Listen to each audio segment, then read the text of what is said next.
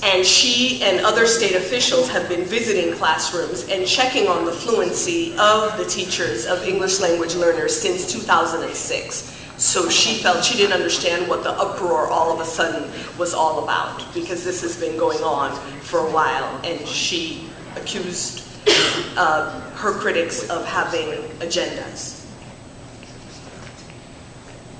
This is her response, which I will try to read to you.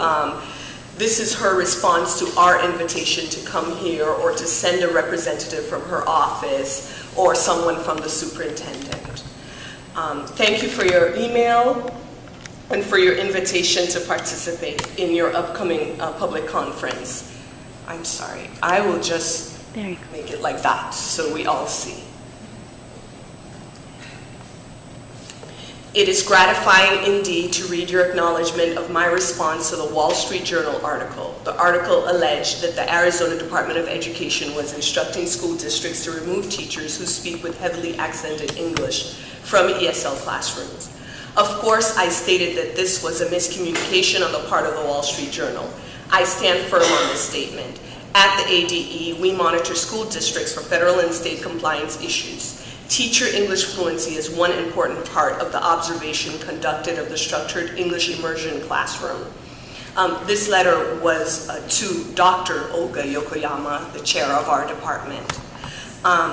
Ms. Yokoyama, I think that we are in agreement as to the fact that this controversy is not about teachers' accents. Rather, the issue is that of English teacher fluency. Our English language learners must have good, competent models of English to ensure that they receive the quality education that they deserve.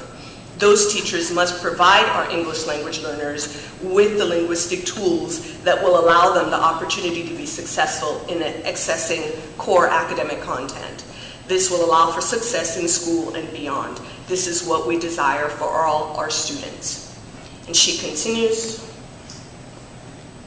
having stated the above, Ms. Yokoyama, I must tell you that I'm not able to accept your gracious invitation to your public conference. The summer is an extremely busy time of the year in our Office of English Language Acquisition Services, as plans are being made for the upcoming school year.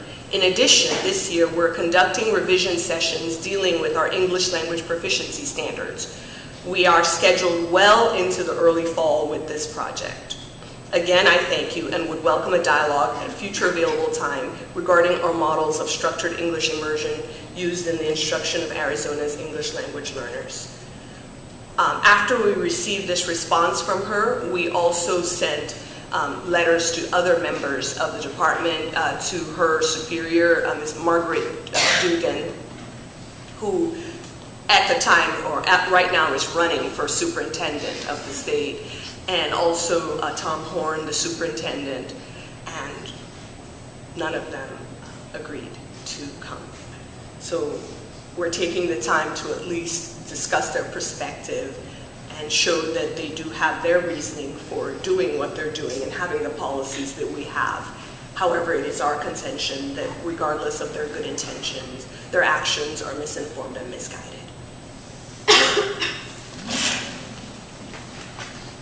Can you hear me? Yes. Okay. My name is Netta Avineri. I'm also a doctoral student in applied linguistics. Thank you very much for coming. I just wanted to talk a little bit about some myths about language acquisition. You may have seen in your folders that we provided for you 9 myths about second language acquisition.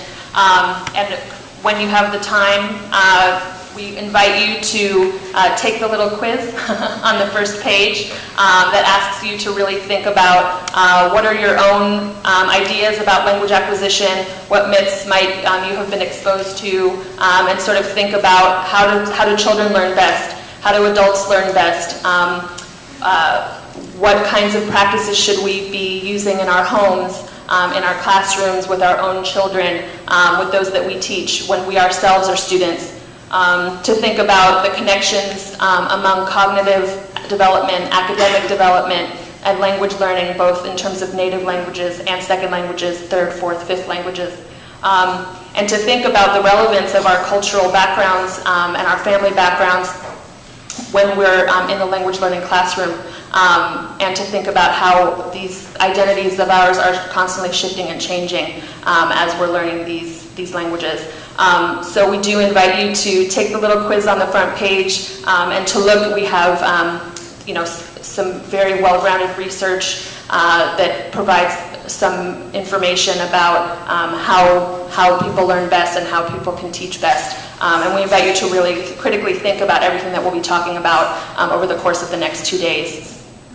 And in that vein, actually just wanted to give a little update, even as we were putting the last finishing touches on the program and all of the little bits and pieces over the course of the last week, there's been a sort of a new development having to do with some of the players that we're talking about here in Arizona. So in fact, there are some researchers here actually at UCLA that are part of the Civil Rights Project. Professor Gary Orfield and Professor Patricia Gandara in the Education Department, who have been doing some research on how English language learners are learning English in Arizona. There are also some professors doing similar research at other universities in Arizona. And recently, the superintendent's lawyers have subpoenaed all of the research records from these researchers. So this really is a huge issue for research and researchers to really think about what is the appropriate level of sharing of information, if we're thinking about institutional review board clearance and confidentiality and individuals' willingness to participate in research.